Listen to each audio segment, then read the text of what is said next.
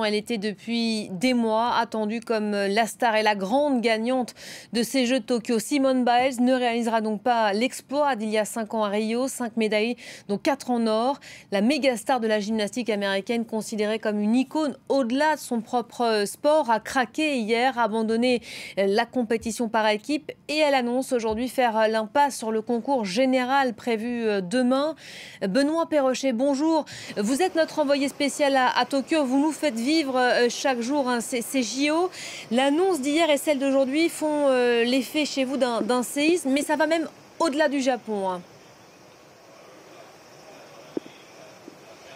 Oh oui, c'est un vrai coup de tonnerre, puisque vous l'avez dit, Elisabeth, Simone Biles, c'est tout simplement la méga star de cette délégation américaine. Ça a été en tout cas confirmé par la Fédération américaine de gymnastique aujourd'hui.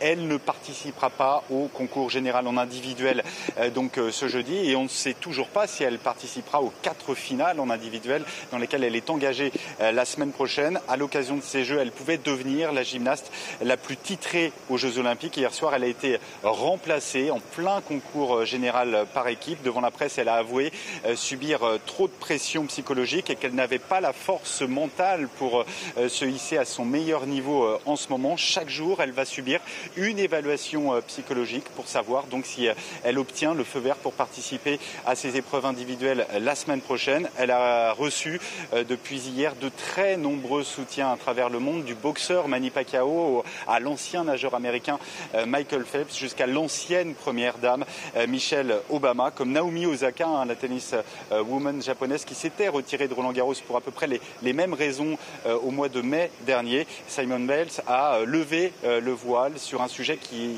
reste encore largement tabou dans le sport. Benoît, le Japon, la compétition malgré tout continue pour de nombreux autres champions, pour les Français notamment, désormais champions olympiques d'aviron.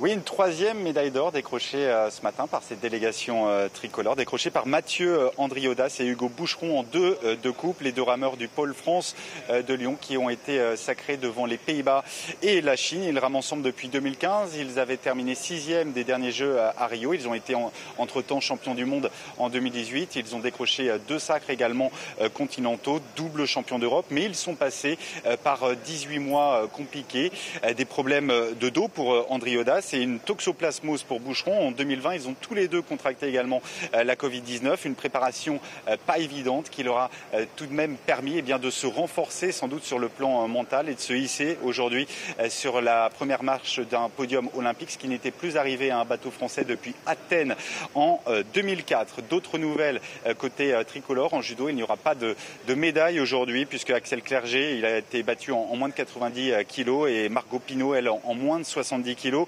Les volleyeuses françaises ont elles aussi été battues en demi-finale en 3 contre 3 par les États-Unis. Elles joueront la médaille de bronze. Ce sera face à la Chine ou face à la Russie. Les volleyeurs français ont eux aussi été battus par les Argentins 3-7 à 2 et ils ont compromis sans doute un peu leur chance de qualification en quart de finale. Ils auront 2 matchs pour se qualifier et aucun droit à l'erreur face à la Russie et face au Brésil. De bonnes nouvelles quand même dans le tournoi de tennis masculin en individuel avec les qualifications en quart de finale de Jérémy Chardy et de Hugo Humbert. Hugo Humbert qui a sorti Stefanos Tsitsipas, le récent vainqueur, pas vainqueur mais finaliste à Roland-Garros.